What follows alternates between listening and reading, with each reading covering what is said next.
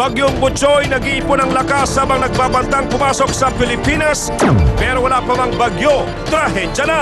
State of calamity.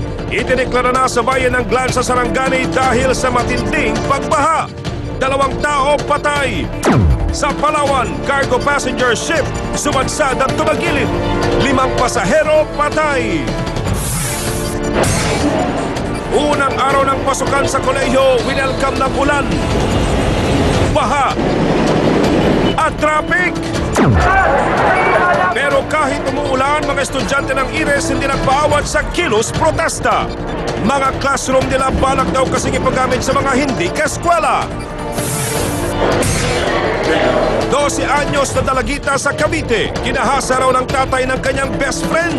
Batang biktima, nabuntis. Lalaking may diferensya sa pag-iisip, ginawang chewing gum ang sariling dila.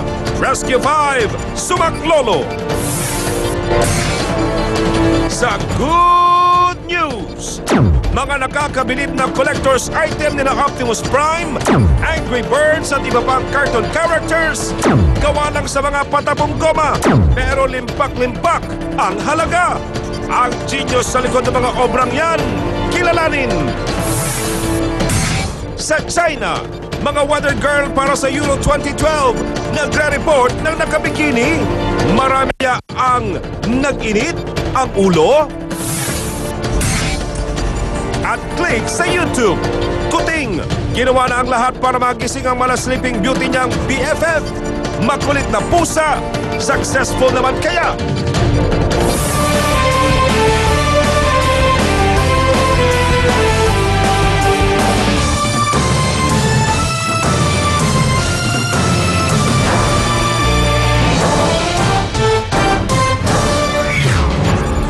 Isang gabing puno ng balitaan. Ako po si Paolo Bediones. Mula sa iba't ibang sulok, hagip bawat anggulo. Ako naman si Cherry Mercado.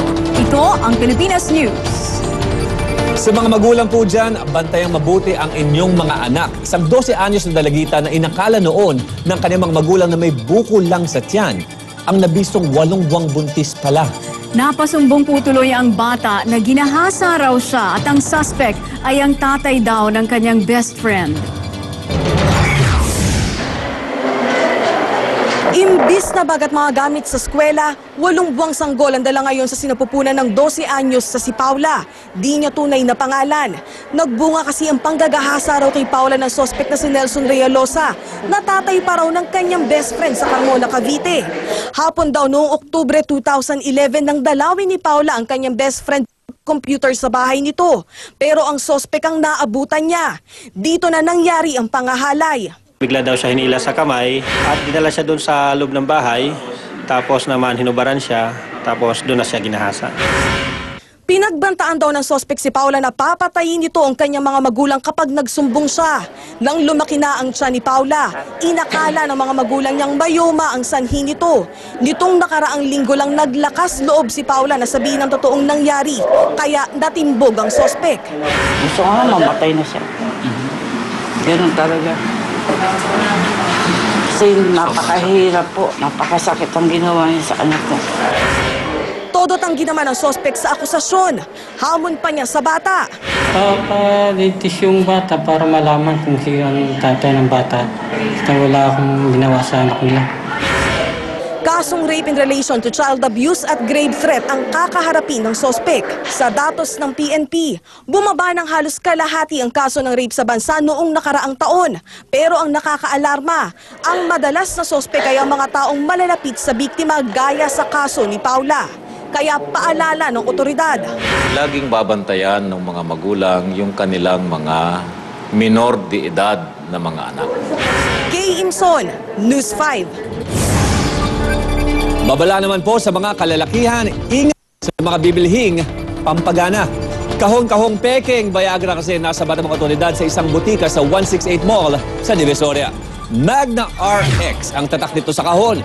Pero sa tableta, nakalagay ang salitang Viagra.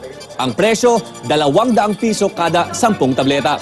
Malayo po yan sa normal na presyo na 3,200 pesos kada 4 na tableta. 800 pesos ang isa.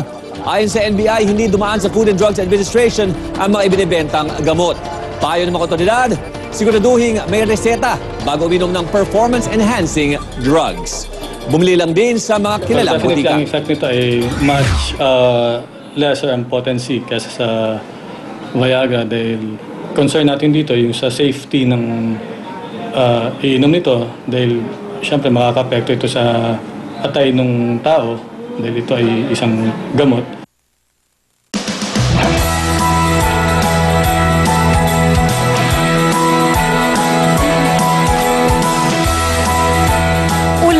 Traffic naman ang sumalubong sa may 3 milyong college student na nagbalik eskwela kanina. Pero ang ilan sa kanila, imbis na dumiretso sa classroom, nagrally sa kalsada.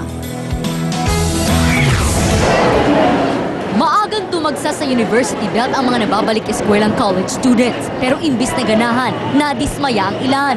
Ang sumalubong kasi sa kanila, mga basurang naiwan ng mga nagrally nitong Independence Day. Opening ng klase, parang hindi para parado yung eskwela.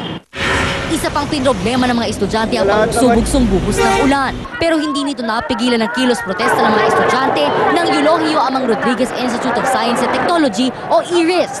Tutol daw sila sa plano ng Manila City Government na ilipat ang mga estudyante ng Universidad de Manila sa campus ng IRIS na pag-aari ng gobyerno. Sagot naman ng Manila LGU, tuloy ang plano lalo't delikado ng gumuho ang building ng UDM. Tinitiis daw kasi ng mga taga-UDM ang wasak na mga dingding, mga basag na salamin at tumutulong kisame. Sa 13 palapag na gusali, 4th at 5th floor lang ang nagagamit. Nangangailangan din kasi kami, mga estudyante, kapwa ninyo estudyante, intindihin nyo rin sila. Sa Katipunan Avenue, traffic naman ang namerwisyo sa mga nag-back to school. Dahil kasi sa dami ng kotse at naipong mga sasakyan sa U-turn slots, nagsigip ng gusto ang daloy ng trapiko. Pagdating naman ng uwian, di pa rin nakaligtas sa mga estudyante sa buhol-buhol na traffic sa Menjola. Pahirapan din ang pagsakay sa mga jeep. Ang 5th year engineering student nga na si Sherry, mag-iisang oras nang naghihintay ng masasakyan pa uwi. Nahihirapan po sumakay kasi po traffic po kasi, tsaka ang dami pong taong sumasakay. Pero sabi ng ilan, sanayan lang yan. Tiyaga na lang po sa paghihintay ng sasakyan. Agawan na lang din po sa pwesto minsan. Camille Abadisio, News 5. Kaliwat kanan ng pag-ulan pero sabi ng Pag-asa hindi pa raw yan epekto ng paparating na bagyong Butchoy. Kailan at saan nga ba tatama ang bagong bagyo? Para po sa update, may live report si Franz Noguera mula sa Pag-asa. Franz? Tama ka dyan, Paolo, Cherry. Wala pa nga sa bansa ang Tropical Storm Gutchol pero babala ng Pag-asa, makakaranas pa rin tayo ng masamang panahon sa iba't ibang bahagi ng bansa. Sa ngayon, nasa 1,250 kilometers east of northern Mindanao ang Tropical Storm Gutchol at tatawagin natin itong Butchoy oras na pumasok sa Philippine Area of Responsibility. May bilis itong 15 kilometers per hour at lakas ng hangin na 65 kilometers per hour. Pero posible pa rin itong lalo na't nasa dagat pa ito. Posibleng pumasok ng bansa si Butchoy bukas ng gabi o kaya Biyernes ng umaga. Kasunod dyan, itinaas na ng NDRRMC ang Blue Alert bilang paghahanda sa pagpasok ni Butchoy. Samantala, ang naranasan nating mga pag-ulan kanina ay hindi po epekto ni Butchoy kundi ng habagat. Posible raw itong magdulot ng pagbaha at pagguho ng lupa. Kaugnay niya, naglabas na ang Pag-asa ng flood advisory sa halos kabuuan ng bansa maliban na lamang sa Region 4A at Region 5. Dahil din sa masamang panahon, 4 na flights pa Busuanga ang kinansela ng Cebu Pacific at Zest Air. Ayon naman sa Pag-asa, hindi magla-landfall si Butchoy pero lalo pa raw nitong palalakasin ng habagat. Narito naman yung naging panayam natin sa weather forecaster ng Pag-asa. Hindi po pwede maging kampante ang ating mga kababayan dahil po sa inaasahang malalakas na pag-ulan na maaaring idulot nito dito sa may kanlurang bahagi nga ng bansa. Kung hindi nga magbabago ng direksyon, Paolo, Cherry, itong si Butchoy, bukas papasok na ito ng Philippine Area of Responsibility. Lalapit ito dito sa eastern section ng Bicol Region at yan ay magtatagal ng 4 hanggang 5 araw sa loob ng Philippine Area of Responsibility. Posible pa itong lumakas at maging typhoon bago tuluyang lumabas ng bansa Lunes o Martes ng susunod na linggo papuntang Japan. Paolo, Cherry? Alright, maraming salamat, Franz Noguera. Ngayon, punta naman tayo kay Jovi para sa Wi-Fi. Maraming salamat, Paolo. Balita naman po mula sa social media. Ibinidala ng kumpanyang Apple ang mga panibago nilang Mac o mga gadgets. Mula sa dating 1-inch na laptop, 0.7 inches na lang ito ngayon. Isa sa mga pinakamanipis na laptop ngayon. Meron na rin itong retina display na may